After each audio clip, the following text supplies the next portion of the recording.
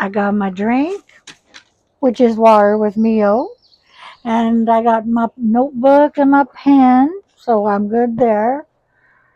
I got notes, but I think we've already talked about them a little bit, but I just wanted to go back. Anyway, welcome to Walks, Talks, and Tales with Laura. I'm sorry, Peaches isn't here. She's the tail I was referring to in the title, in the name of the channel. So she is back at my house, and I'm in Tennessee with the other dogs, which I'll give you a show of them later. But last time I know we were talking about how, and this refers to me. I don't know if it refers to you or not, but it's oh, I've got to change that. Okay, it's just where I've been stuck and why I've been stuck in my life. And you know, if I could go way back, things have been pointed out to me more recently in my life, like within the last 5 years, that by people who have known me a long time have said that I don't remember a lot of the things about my childhood concerning my mother. They've told me things that happened to me and what she said to me when they were there and all of that. And I I don't remember it being like that. I don't remember it at all, to be honest. So all these things that I put in little spaces in my brain and then just put them away and forget about it, and yet they're still there causing me problems, and I don't even know it. I don't even know why. I learned from an early age not to speak up for myself. Uh, I don't know why that happened, but I know that it was hard. Oh, there's so many things I think about now. I don't want to start throwing people under the bus. I don't. But my mother, she had a hard life too. And I have to look back at that and say, when she was born on the kitchen table at her little dairy house. They had a dairy in McCamey, Texas. I don't even know if it's still there. I've never been there. But she was actually born dead, and they had to revive her. And they kept throwing hot water, cold water, tapping on her chest, I guess. I don't know. But they finally got her. So I often wonder, um, did she have maybe a lack of oxygen that caused a little bit of problems for her?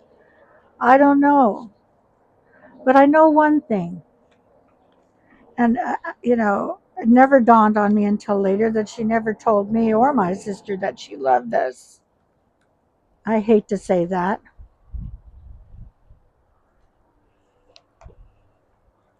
It was, looking back, it's just like she did all the right things. I mean, as far as, we were in Girl Scouts and she made an effort to do that.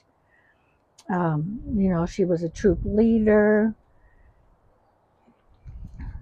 But and we went horseback riding every once in a while, once or twice a month, I'd say, on Sundays. They took us that. But I almost feel like it was her duty and not because she wanted to. Does that make sense? Like, women from the 50s and early 60s raising children, and we were bottle fed. Now these days, I mean, I know a lot of women do it, but it's like they wouldn't have thought that having a breastfed child was a thing. I mean, you know, so there was my mom started it all. Sorry, mom, I love you, but it was difficult. Uh, I don't know what else to say about that. I'm sure later on down the road we'll all think about that a little bit. I mean, maybe you have issues like that way back in the day when, starting up as a child, and you look back and you think, oh yeah, everything was fine. But then when you start really thinking about it, it's I don't know. It's a little more. There's a little more there. A little more. Um, anyway, so this is what the quote was, and that got me thinking about all this stuff. That sometimes we get stuck in our past and forget there's a future. We get stuck in our past and forget there's a future. Because, you get stuck in the trauma, you get stuck in all of that. I got married because I was supposed to get married. I was taught that I was supposed to get married. I wasn't, taught anything other than get married. I didn't even learn about finances, which, with the type of person I married, obviously wasn't something that was important for him either. Just things happened there. But I never got taught how to balance a checkbook. I remember briefly, um, we had a class where they gave us a piece of paper, and this is the checkbook and this is the check. How do you write a check? Blah blah blah. But there was no, like, let's talk about 401k. Let's talk about savings. So when you retire or you're done working, you can live. They didn't even go so far. Nobody told me. Look at my hair. Oh my goodness. Sorry. So sorry. But oh gosh, now what was I saying? Didn't even go so far as to oh gee. I have to go back. So yeah. So there I was. I didn't learn how to save money for retirement. I didn't know. I mean, I don't know what I thought. I don't, I never, I got married because we were supposed to get married. And, I worked. Of course, he worked when he did. That's another story. He got hurt a lot and lived on the compensation a lot. Anyway, um, so we didn't have any savings, nothing. Um, my mom had a home, and my dad, they had their home. They had been working all their lives. They started off with a home in Torrance, California, and it was, I think they paid 24 or $25,000 for it. And then when they paid that off, they sold it for more and bought another house for more. Well, you know what I mean. Until they finally moved to their final destination, and they had a house paid for. A lot of other things happened, but that's how it was. And he convinced my mom to to do a quit claim on it, since they were going to leave it to us anyway. My dad had been gone, he already, so, but if he had been there, this would have not happened. But he talked my mom into a quit claim, and I didn't know anything about it, about those types of things, and said to do it for my sister and us, my husband and me. Then he told my sister, yes, we'll pay you every month, blah blah blah. Well, come to shove, that was about the time he left me. So there was a lot of money in the bank. um, he convinced my family to buy him a trailer so he could go up to Montana and look for a place to live for us as a family, for Jennifer, for Alex, for me. He was going to go up there and prospect. Come to find out, after a couple, 2 or 3 months, that he was with some chick that he met in our hometown, and they were planning on moving someplace. I guess they ended up close to Portland. I don't know. All that winter, my son was trying to call him, and he would never call him back. Alex would call and leave desperate messages to talk to his father, and he would never call him back. Why am I on this tangent? I said I was never going to badmouth anybody, but I'm doing it. I'm sorry. I'm not really that bad. It's just that when you look at things like that and how it affects your life, how does it affect your life? Suddenly now you're alone. Now you're going to have to go through divorce. You don't know, you don't have any money because I didn't have any money. That was all like tied up. I couldn't pay the mortgage on the loan he took against the house. He took two loans against the house. I didn't know anything. It's my fault. I should have known more and I should have known better. But I kind of trust my husband. That's how I was taught. And I just didn't pay attention. I really did trust him. So don't do that, people. Learn finances. Learn about saving money. Learn about investing money correctly. Just learn it and apply it in your life because you'll regret it later on, like I regret that little piece. There's so many other pieces to this big puzzle that I'm working out. Sorry about the microphone noise. So many pieces to the puzzle that made me this way. But anyway, yeah, so don't just pretend that you're always going to be alone. And if you marry somebody or you meet somebody, you live with them, you have a nice relationship, you can still take care of yourself. Take care of yourself because you never know.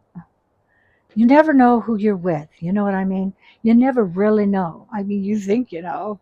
Oh my God, I told everybody how we were best friends. And I felt that. I really did. Like we could talk about a lot, but it wasn't about anything important. It was just about shit.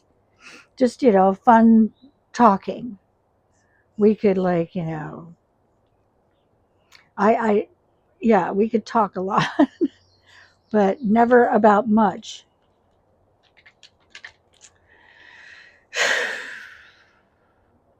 I don't know why I told you guys that, but just don't, just don't get yourself in a situation like that.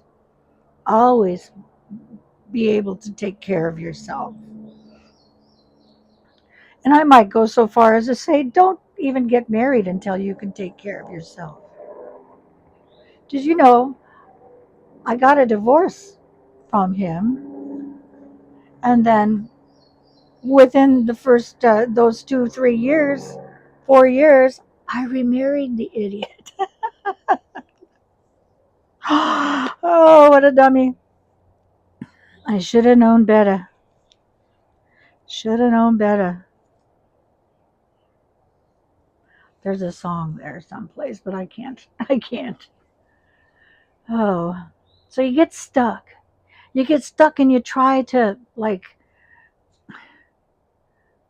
retreat. I did. I got a job. I got a see during while we were married towards the end, he was pissed off that I was working and he made me quit my job and told me I should stay at home and take care of my son, Alex.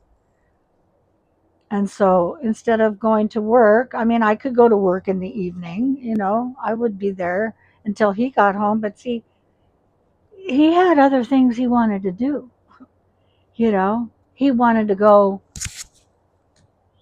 hang with his friends at the bar. His friend opened a bar, and so he'd go sit there half the night.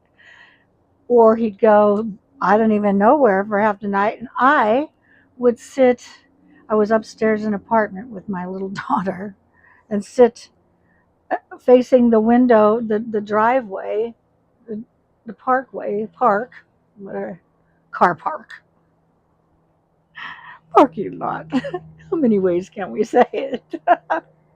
And I'd be watching I'd look out every time um,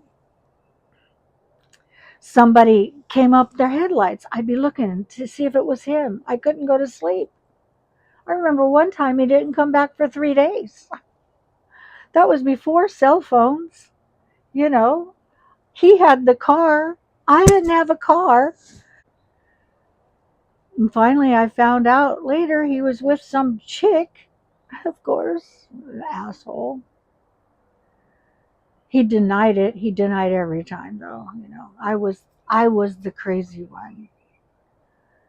Now, I know I was saying something about a personality disorder or narcissism the other day, and he really taught me how he wanted me.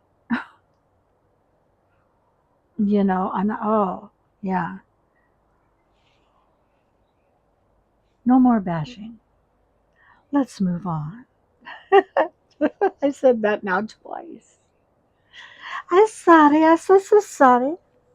I just need to forgive myself for all the shit that I did, all the stuff that I keep bashing myself, I keep bashing myself. And I gotta forgive myself for that. And that's when you turn it over to God. You have to forgive yourself and ask for forgiveness. You know, the spirit lives in us, so you know, I'm not very good to it. you know. Anyway, there's that. So forgive yourself. Let me see. Oh, I don't want to spill my water. I don't want to.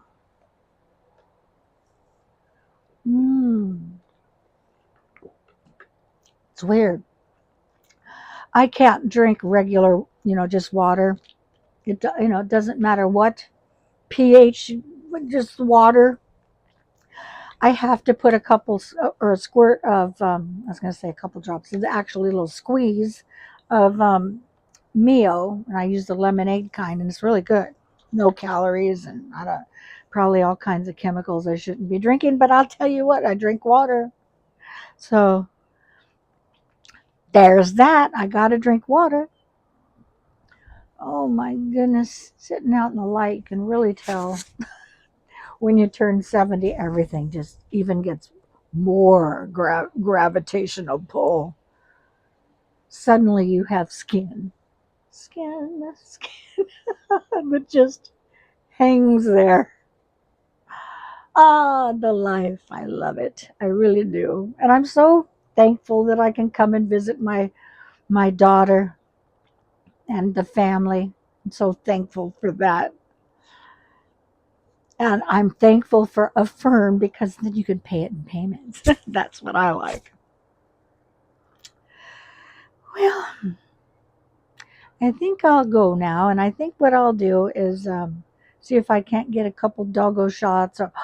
Oh, I know. Yesterday we went for a drive to the movies to downtown Chattanooga. So if I can find some footage that I think will go in, I'll do that as an aside. You guys take care. And I'm sorry I really ragged on someone. I don't normally do that, but I've been told I should talk about it. So there's that. You guys get the brunt of it. You guys get to hear all my woes. So take care, subscribe, like, come back and see me next time, tomorrow or the next day. We'll talk soon. Bye.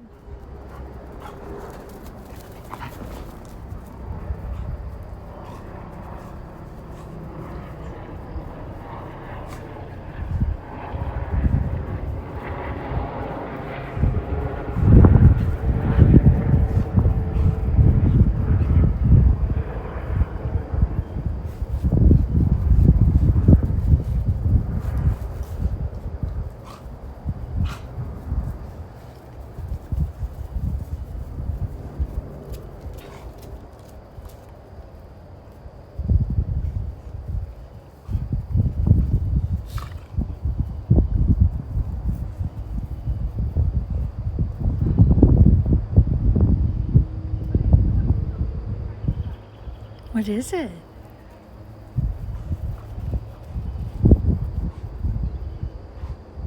Oh, there you are.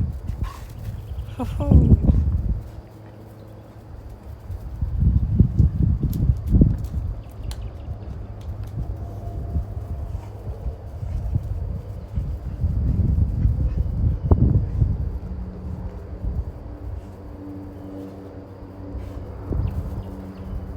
Get him. Go get him. Get him. You're a good boy. Uh-oh. There they are.